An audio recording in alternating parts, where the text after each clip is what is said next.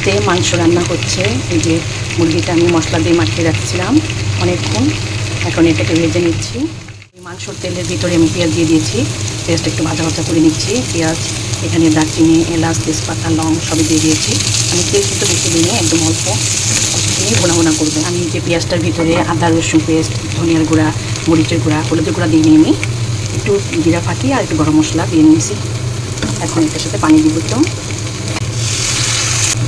আমি মশলা দিয়ে মেখে রেখেছিলাম, ওই জন্য হালকা মশলা দিলাম। আমি একটু টক দই দিয়ে দিব। এই যে টক দই দিয়ে দিচ্ছি। আমি কয়েকটা কাঁচামরিচও দিয়ে দিয়েছি। এখন আমি একটু টমেটো সস দিয়ে দিচ্ছি। লবণ দেওয়া হয়নি, একটু লবণ দিয়ে দিচ্ছি।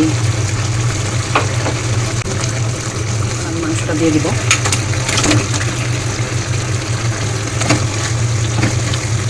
যে আমার রান্নাটা শেষ হয়ে গেছে, এই যে একদম মাখা মাখা হয়ে গেছে। আল্লাহ হাফেজ।